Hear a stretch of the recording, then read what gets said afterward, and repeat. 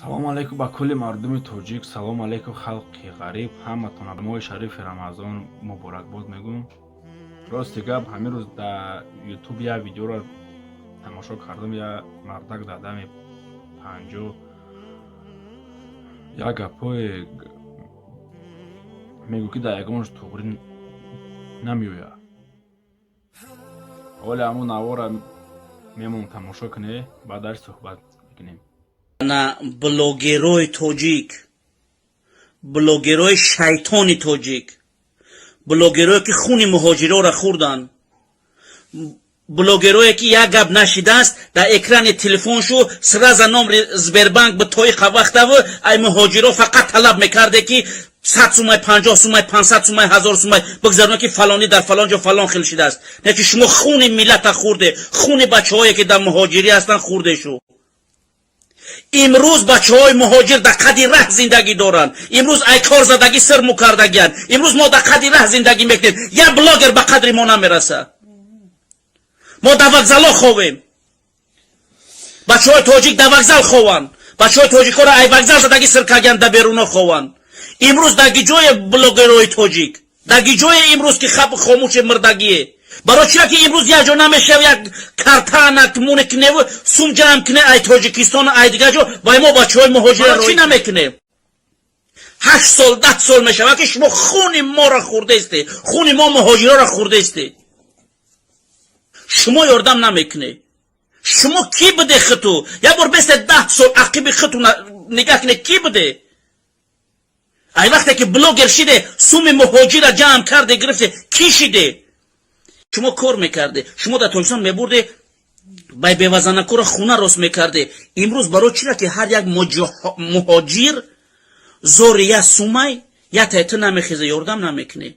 кадамед мана чизе гуфтанӣ боши, агар дар тайнами ана видеои ман бинавис. ман шуморо бо ҳоли видео обращение мекунам барои шумо. ман мебинам ки бо шумо хай бародаро ба фикрам видеоро тамошо карде, фикру ақидаи худтонро бировардем.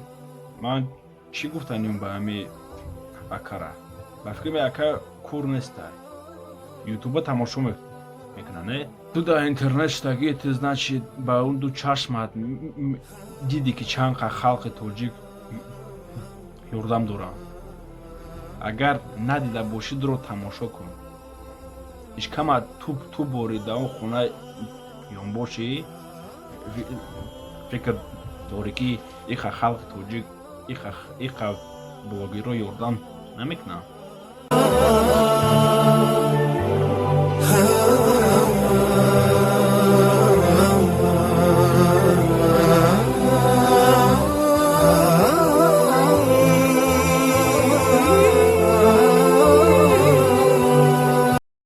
Около 15 блогеров решили, что открыть сбор. Нам не помогает никакая организация, или мы сами не богатые люди. Мы обычные люди. Сегодня один таксопарк нам помогает. У кого есть свободное время, придет, помогает нам. Вот все они добровольцы. Нам обращаются, мы не знаем, кто они. Национальность мы не определяем.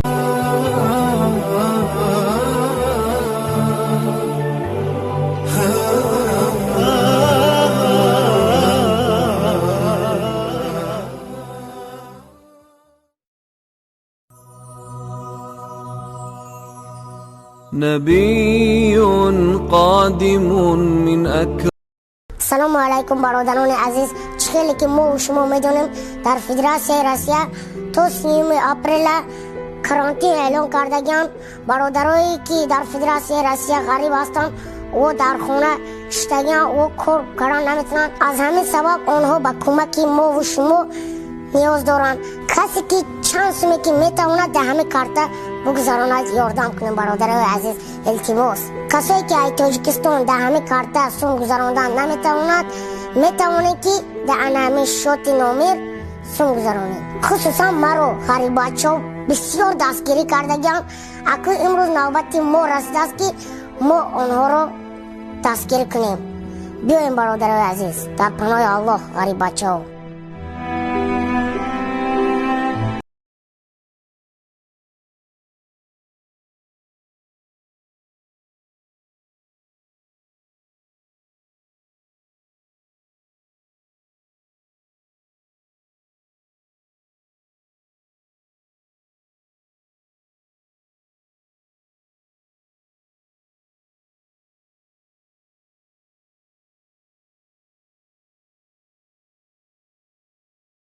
خداوند بخشنده مهربان و نهایت با رحم. السلام علیکم و رحمت الله و برکاته. برادران اهل اسلام خیره این کسان را رسانیده. لبيك قد لبيت لك لبيك إن WhatsApp می نویسه نمیشنو که دستافت میکنم. ассалому алайкум бародарон ва хоҳарони тоҷики шаҳри чӯбӣ. мо имрӯз бо ёрдами молодёж сҷк ва якчанд бародарон як аксияро дар шаҳри тюмень гузарондем. имрӯз дар гиҷои блогерои тоҷик, дар гиҷои имрӯз ки хаб хомӯши мирдагие, барои чира ки имрӯз як ҷо намешав як картанак муне кине сум ҷамъ кине ай тоҷикистон ай дигар ҷо ба мо бачаҳои муҳоҷира роҳӣ кине.